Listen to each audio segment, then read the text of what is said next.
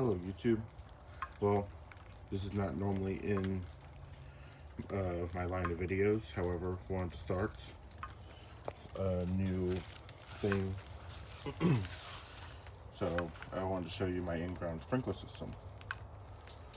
Now, sorry for the overgrown grass and weeds outside.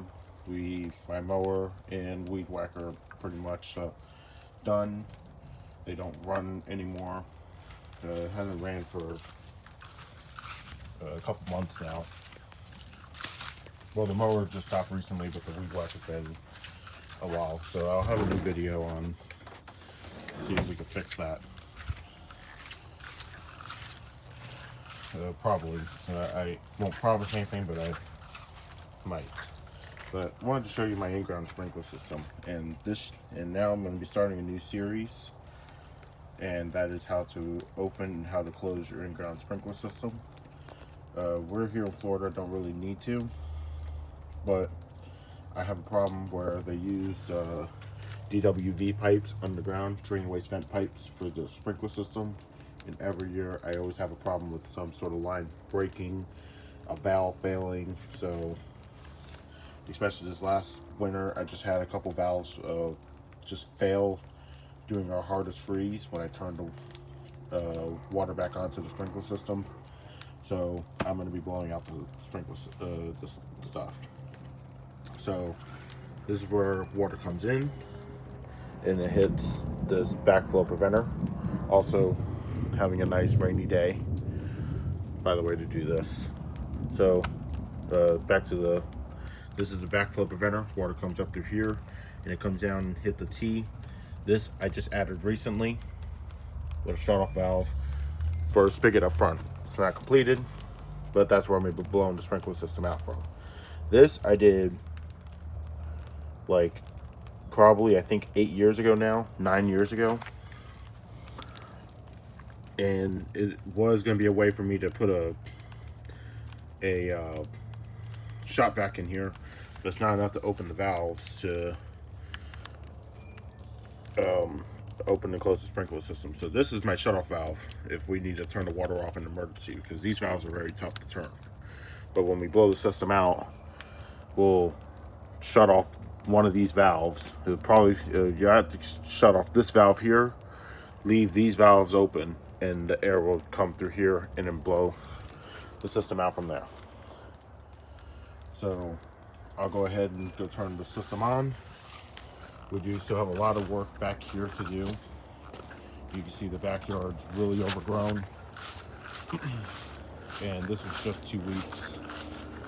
So if you want to see a video on how me fixing, diagnosing, and repairing the mower, then I'll be glad to do it.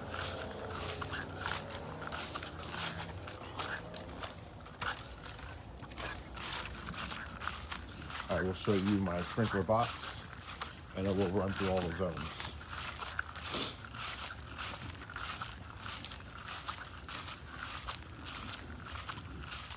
So over here,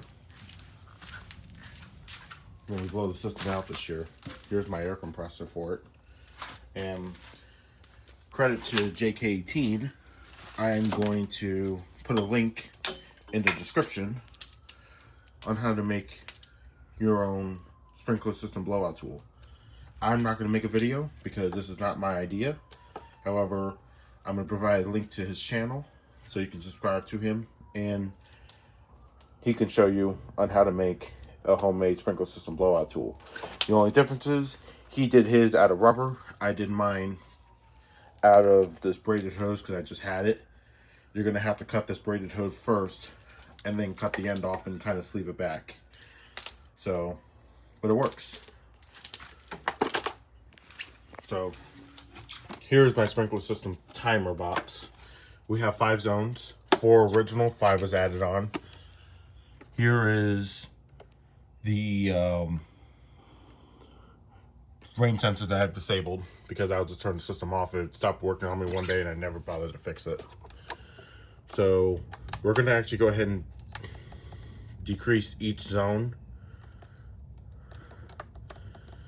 down to a minute, except for zones well, 4 and 5, I might go for 2 minutes just to give me time to get up here.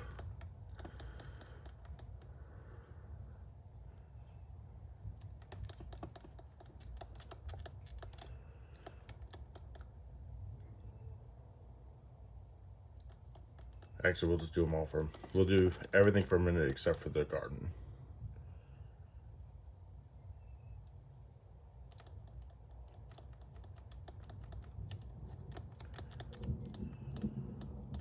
So 2 minutes on the garden. So you're going to flip it back to auto. And then on this system, you're going to go ahead and hit, you're going to go to manual.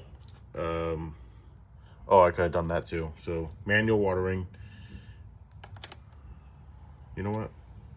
Starter schedule. There you go. So now it's starting. You just heard the water go. And zone 1 starts. So we have a head on each side here. Pretty much it's kind of crisscross, except there's 3 heads on this side. There's 4 heads on this side. There is a head there which needs replacing. These 2 pretty much need replacing. And I can show you later on how to do that. It's probably just stuck.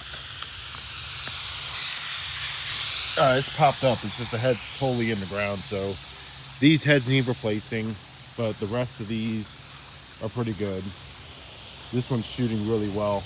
I originally only get the adjustable heads, but these ones have been failing on me. So now I go for the brass heads. These brass ones I have not had a problem with so far. And I know that they're not self-adjusting, but they work. This side needs a lot of work. So as you can see, it's going. This one's kind of hitting the grass. It needs to be slightly raised up. And it's going at an angle, so it's not watering quite right.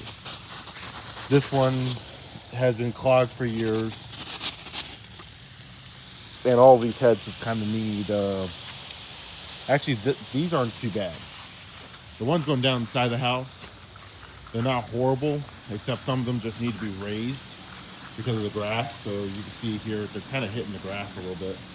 Instead of getting all over the place, it's kind of hitting a miss. It's hitting there. Now this head's all along the side of the house, and this room right here was added on. So the line, zone 2, goes under here and taps off of another head. I don't think I can get it, but it taps off of another head there, right there, the one that's going back down. So then zone 3, there was a head there that's been capped, and I moved it over here. We did have only one of these rotors. Let me wait for it to go. We had one rotor on this side and then one rotor on the other side of the fence, but now I've moved them both to this side of the fence and put them next to each other.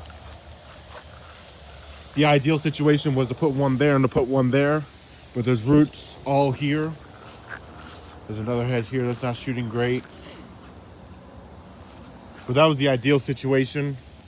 But there's roots, so I just put them there in the center, make sure that they don't shoot over the fence. And then there was a head there that is now over here. There was a bunch of heads underneath here that were on zone 3, but like I said, this room is added on, so they all have all just been capped. And the lines kind of run here, and then they split off this way. And now zone 4, all the way here in the front. Here goes zone 4. We have a head here on the corner. This head needs to be capped. Well, actually, no, I've just toned it down because we don't need to water anything here. There's a head there, head there. There's a couple heads that went down the side. Now, there's also heads that stick up too. There you go. There were a couple heads that went down the side on this zone, but they've been capped because now we have the garden there. So not too bad on zone 4.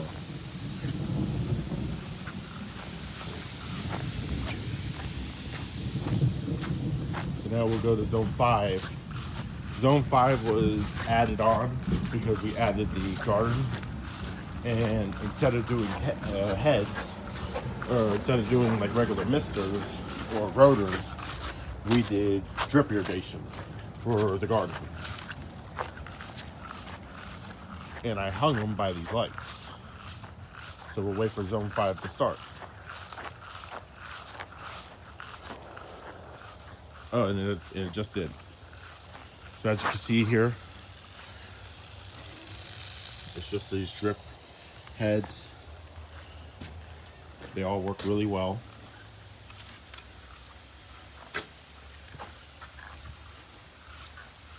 Maybe this one's shooting onto this cap a little bit. There you go. But yep, they all kind of just run right along this. This has kind of fallen down a little bit because this needs to be supported better. It's supposed to be like that, but right now it's kind of leaning. We've had very dry sand up until recently when we got a lot of rain. So we just have a lot of work back here to do.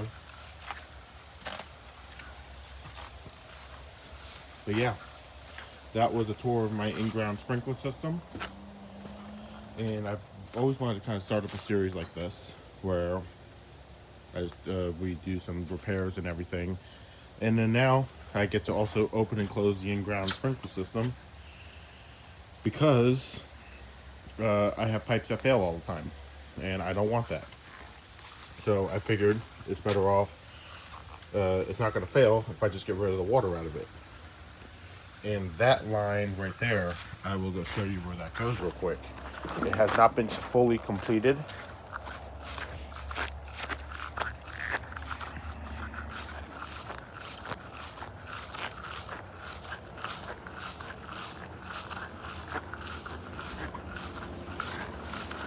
But up here, I will show you real quick on why I added it.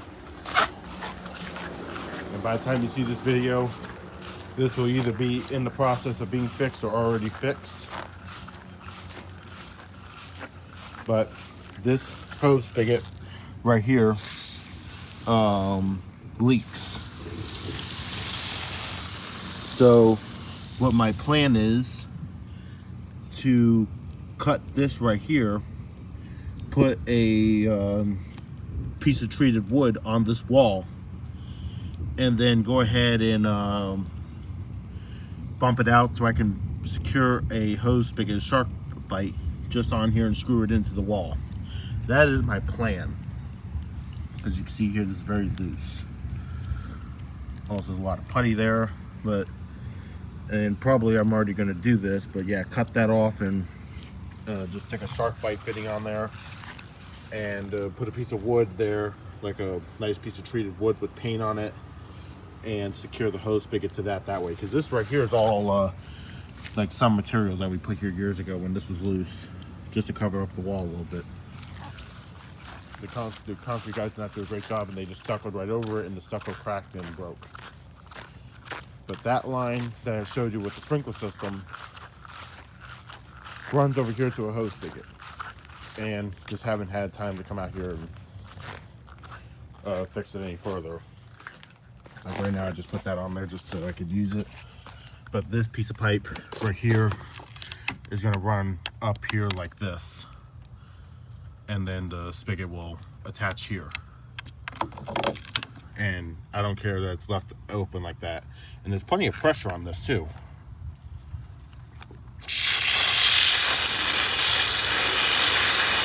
Plenty of pressure.